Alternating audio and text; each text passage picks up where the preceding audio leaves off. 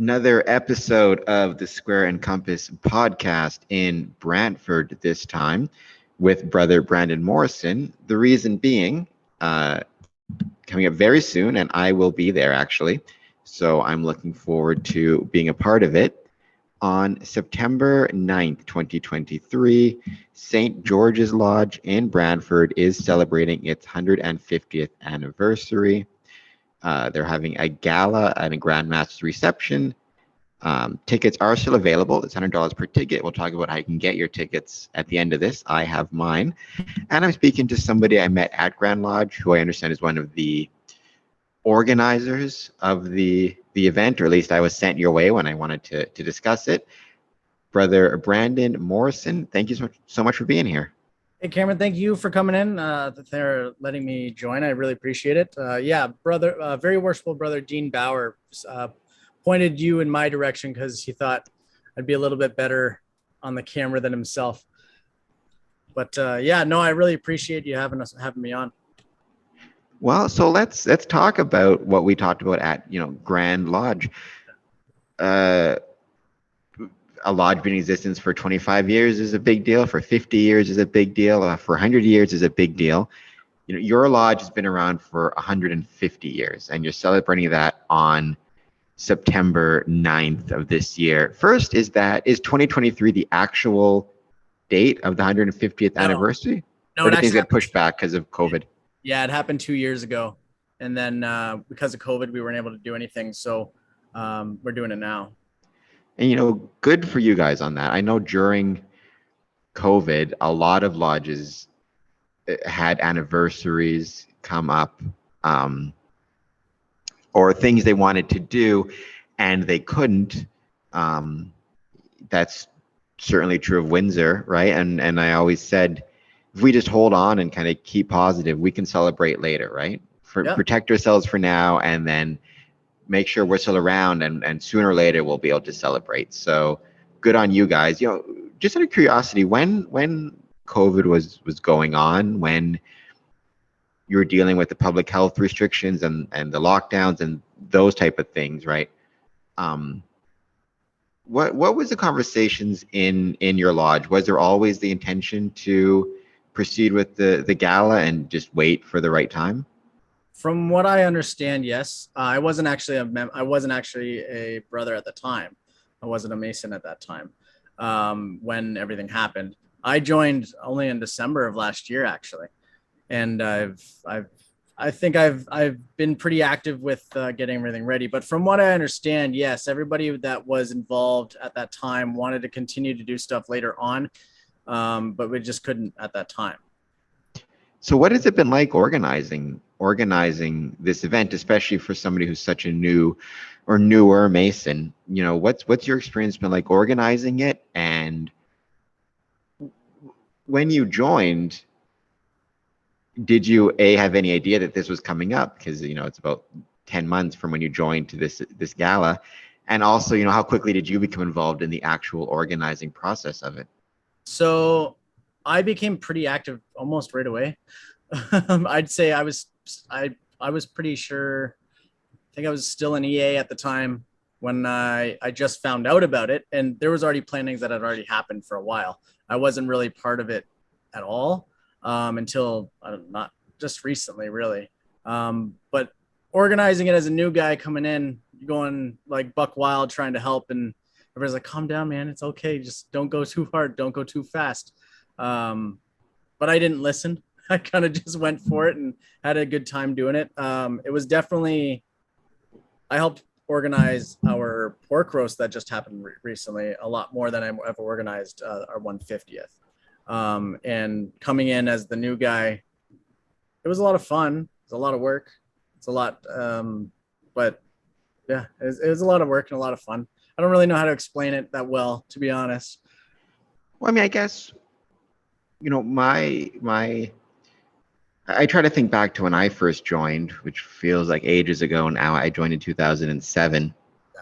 And my lodge celebrated 125th anniversary not too long after I first joined. Or shortly after I joined, I guess is how I'd put it, right? And I wasn't involved in the organization of that at all. So you know, you're one step up on me, but I know kind of joining a lodge and then you realize it's been around for 125 years, right? It can be a really interesting.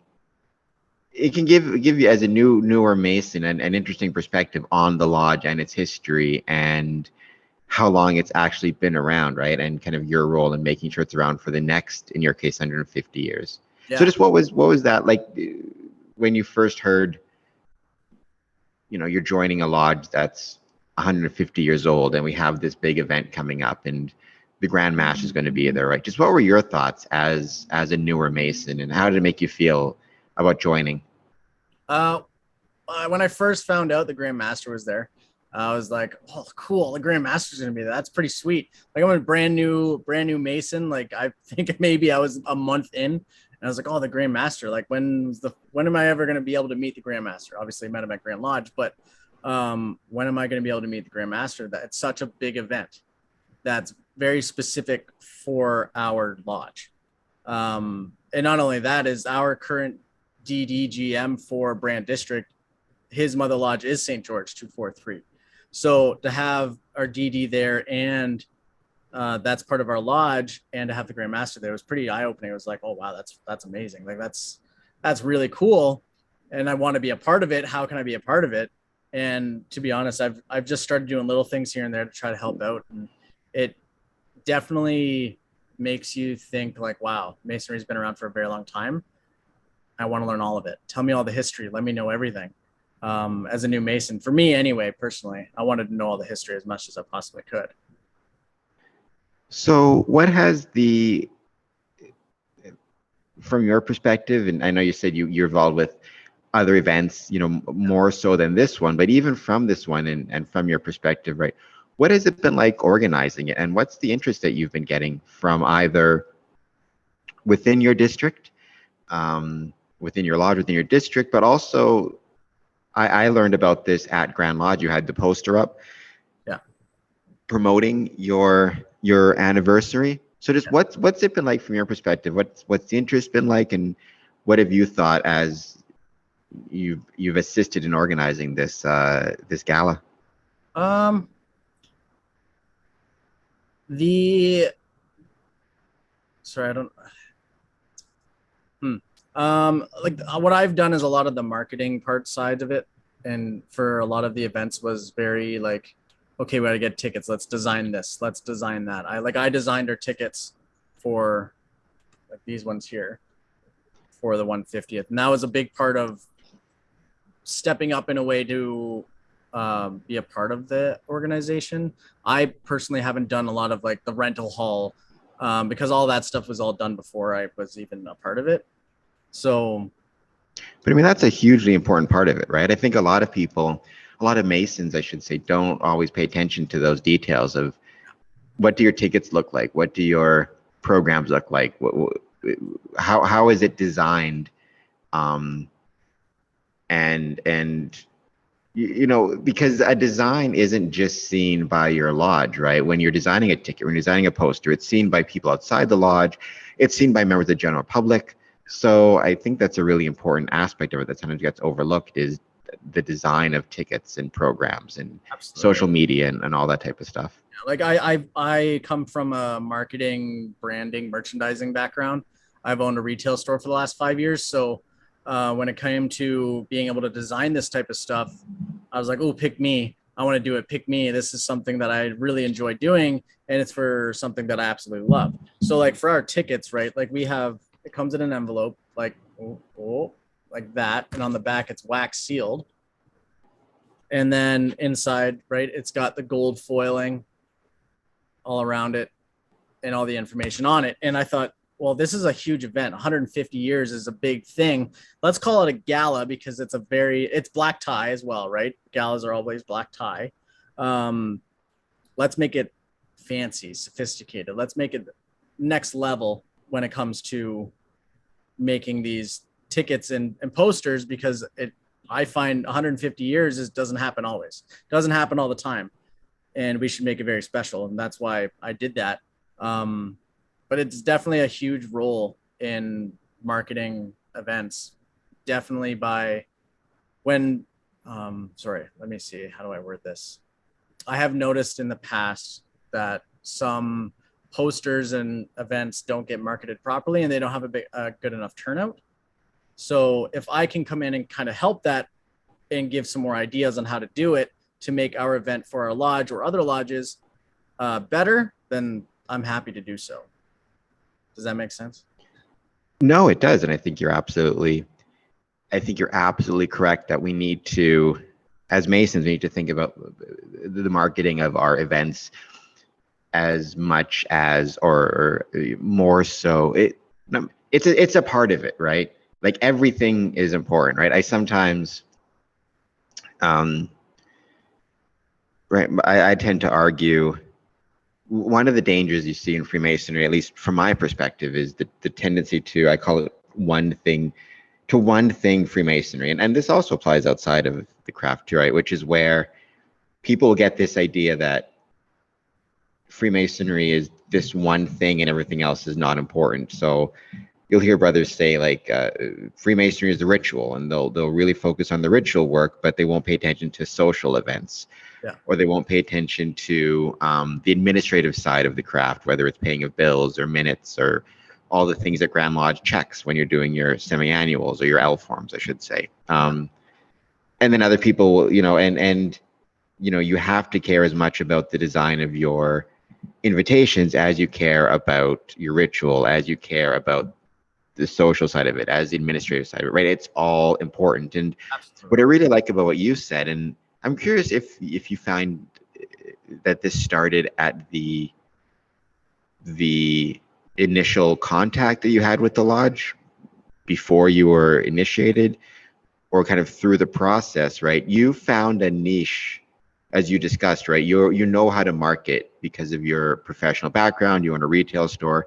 You understand marketing. You understand that aspect of it. So the design of the, it's not really Canadian there. So the design of the invitations and the posters, that came naturally to you, right? And I think that that's a really cool thing. Like, and I think that's one of the best parts of the application process if it's done well. Before Mr. John Smith, or in this case, Brother Brandon Morrison, or before Mr. Brandon Morrison becomes Brother Brandon Morrison, right? The lodge finds out what are his skills and abilities, and then how can those be utilized, in a way that he will enjoy and that will benefit the craft. So how early on was it that you were talking to the lodge about, this is my skill set, this is what I do, this is where I could potentially be helpful? Or did you kind of discover that after you became a Mason? I think it was the night I was initiated. To be honest, I started talking about it. I've been waiting. So I put my application in 2 years ago, and because of COVID, or maybe not 2 years, but close to anyway. But because of COVID, things didn't get through because nobody was in lodge, right? So I had to wait forever. So when I finally got initiated, it was like, oh, sweet, I'm here. I'm in like this. I'm in love with this. That's amazing. And I think within a week, I was already at other lodges. I was visiting other lodges within a week. And Which is a really important thing. Just on the side note, everybody should visit. Absolutely. Anytime that I've tried to help out other initiates come in, I try to, a couple of us work together in a way to try to find other initiations happening within the district or outside the district, to bring those new initiates in, to make sure that they get to see what they just went through. Right. And I find it's important because it happened to me. My mentors did it for me, and I can't see anybody else not having to do that. Getting sidetracked here. Yeah, it was pretty immediate because we had a bunch of events started to come up. I believe the first one was the wine and cheese night that we did. I did one of those too. I organized one of those for my lodge, or actually for Scottish Rite. Oh yeah, right on. Yeah, they're fun, right? It was a wine and cheese euchre night, and everybody came out and had fun. And I think that was the first event that I was involved in fairly decently. Great minds think alike. And then after that, I became the social and entertainment chairman for the lodge. So then I started getting heavily more into doing different events. But with the marketing and branding thing, it was pretty much instantly. I was like, oh, we should do this, and maybe we should do this. I'm not trying to step on any toes, but this is just ideas. Like maybe throw in my ideas here and there. And people liked it, and it kind of just grew from there. And now I kind of do when it comes to tickets or marketing or anything like that. I'm tend to be the one that's doing it with a couple other people as well. Well, I mean, find your skills, right, and find how they can apply to lodge. Yeah. Or I suppose it's more the lodge needs to find the skills of its members and how those skills can be applied. And instead of doing you don't want to do a thing where it's square peg round hole. If a brother's natural talent is design and marketing, then there's a space for him there. And other brothers may be research oriented, so maybe they can become the lodge historian. There's different. I just think it's a good example what we're talking about of a brother applying his particular skill set to the betterment of the lodge, which is what you want all the time, right? Absolutely. If anybody new or old that's in there that has a skill set that I see just on my own personal level, okay, I see this guy's got some good history in so and so. Let's ask him to maybe do this. Or hey, I'm running trivia night on this night, but I need a bar ran or something. I don't know, something ran. And this guy's really good at doing this, and this guy's really doing that. Let's work together on everybody and make sure that we all have proper jobs that we are all good at. And you're not having me as the, I don't know, marketing guy, for instance, doing like writing a letter. I mean, I have no problem doing that. I can do that, but you know what I mean, right? No, I know what you mean for sure. Yeah. And I think it's absolutely the correct way to go about it. And I think that brings into the other question about the gala. Yeah. Or not the other question, but you as a newer Mason, I'm assuming, right, you're going to have a wide, I would hope, knock on wood, right, a wide collection or a selection. I make it sound like a bunch of action figures, a wide group of Masons of different ages, of different experience levels, from past masters to past district deputy grand masters to entered apprentices. Potentially, I'm not sure if it's open even to candidates or applicants or people interested in joining Freemasonry and family members. But this is something, and I'm sure you even saw this with the previous event you organized, the roast. The pork what was roast. it? Pork roast. That's right. The pork roast. Now, there wasn't just me doing that. There was a lot of other people, and I have to give props to all those other people as well. I was just helping. I helped a good chunk of it, but I believe that there was a lot more people involved than just me. So, I'm the team effort, right? It's a team effort, and that's a wonderful thing. One thing I'm always really trying to push, and I'm curious about your perspective as a newer Mason. Lodge is obviously incredibly important. I always call it between the knocks, but it could be informal or formal events where it's not in a lodge setting and there's more of a chance to socialize and interact, and brothers who may never get to speak to each other during lodge meetings. I mean, you may, if you're junior warden or master or whatever it is, you're busy doing what you got to do for the meeting. It gives everybody a chance to kind of interact with each other in a more relaxed setting and get to know each other as people, not just as necessarily brother so-and-so. And I think that's really important. I think this gala is another opportunity for that, where, like I said, you'll have newer Masons and older Masons and past Grand Lodge officers, right? It's a chance to really meet with each other in a different setting, get to know each other, and hopefully those bonds you form there can be carried over into lodges. I think that's a really one of the main benefits of events like this. Absolutely. You know what? I will also put in traveling with that. A lot of social events and galas and events, Grand Lodge, all of that.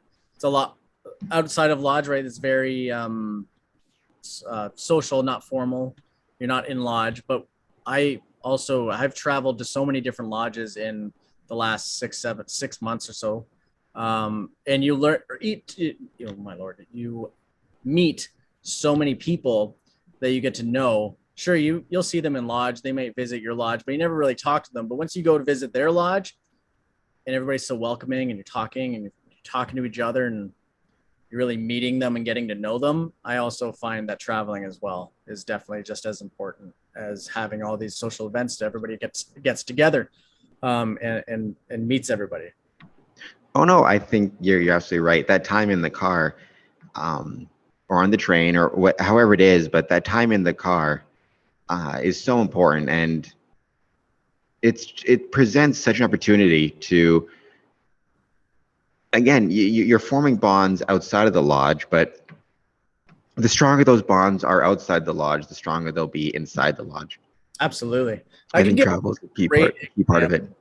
I give an amazing example of that.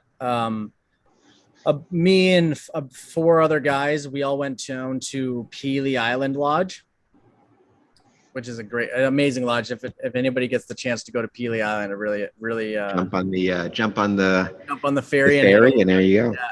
If you've never been, definitely go. But all the guys that go to Lodge on Pelee Island are always on the boat as well, and you'll just sit there and you may have like a logo on your shirt or name tag on or something, and someone sees it and you're like, oh, you're Mason too. Oh, how are you doing? Nice to meet you. And then you sit there and talk for an hour, and then you just made a new friend while on the boat going to a lodge, right? It's the same thing, like you said, in the car, right? So I find it's very important, it's very good. Something I enjoy a lot doing. So, let's talk about something I'm very much looking forward to and will definitely enjoy. The actual details of the 150th anniversary gala. So we mentioned the date, September 9th. I think I mentioned the place, but if not, it's in the Hellenic Center in Brantford, Ontario. So if somebody wants a ticket, how do they go about securing one? Reservations? Is there a cutoff date? All that good stuff. I will have to find out the exact cutoff date because I didn't have it written down. But if anybody wants tickets to the 150th anniversary gala, like Cameron said, it is at the Hellenic Community Center in Brantford. It is a black tie event. It's $100 per ticket. Tickets are available through secretary at St. George Lodge number 243.org. You can email our lodge through the secretary or call if you know any brother that's at St. George, just get a hold of us and we can hook you up with a ticket. There's the cutoff is about 250 people. I don't know how many we've already sold. I wish I did know that number, but I don't. But yeah. I mean, and we've got the Grand Master. I say we like I'm part of it. You've got the Grand Master. I'm just going to be there. You've got the Grand Master in attendance. Things like that. I mean, you can assume tickets are going to go. So instead of worrying about a cutoff date, if anybody wants to go, I just say sooner you order, the better. Absolutely. Right. We know the date, September 9th. So get your tickets in August, and then you'll have your seat. We have live music playing that night as well. Grandmaster reception. We have a catered dinner, which is a high-end dinner. I believe we're serving filet mignon, so it should be a very good dinner. And it's going to be a lot of fun. Food, drinks, entertainment, Grandmaster reception, black tie. It's going to be awesome. And now I can't remember what I was about to say with that. Oh yeah, you showed took me a second. You showed the tickets earlier and the envelope and the wax seal, which is really cool. I did not know that, right? Like for myself, I e-transferred my ticket. I'm assuming my ticket if you e-transfer, the ticket's just waiting for you at the door. If anybody's that's how it works. Yeah. If anybody has any like dietary restrictions, just let you know when they e-transfer you, like vegetarian, whatever it might be. Yeah. And I guess my final question is, as as it gets closer and closer, how excited are you for the 9th? But then, at least I can speak for myself, having to organize a couple big events. How excited are you for the 10th, when you can actually, when this one is done? And not that there won't be another thing down the line, but at least you don't have to do another 150th anniversary. That's true, but I know for a fact I'll probably have to do 175th. So there you go. But see, you get 25-year break at least. Yeah. I'm really excited. I think it's going to be great. I think everybody's going to have a great time. I really do love helping organize events and do these types of events. So I don't have one of those like, oh, I can't wait till it's done. No, I want to be there. I can't wait till I'm there. The 10th, I'm going to be like, oh, I want to do it again. That's just me. I have a event personality, right? So I want to do that more and more. I'm looking forward to it. It's gonna be great. I'm gonna be happy to see you there. I think everybody's gonna enjoy themselves, and I'm really looking forward to it. I'm looking forward to it too. I can't wait. And thank you, not just for yourself, right, but for your entire lodge, for St. George's Lodge, for taking the time to organize this event and not get, discouraged, or whatever word you want to use, during COVID, but actually deciding to, well, first do the safe, responsible thing and hold off on celebrations until you could do it safely, and then actually follow through and still do it, which I think is a great thing. And I think that shows a lot of heart in a lodge, right? To Absolutely. not let temporary setbacks stop you from celebrating a special occasion. Yeah, and you know what? It's very important. I feel it's very important to continue to doing those things, even if COVID kind of screwed it up. You know what? We can wait until it's done. Let's just do it all then, right? It may hold off on a couple things, right? But we're going to do them now, and it's going to be awesome and even better than before.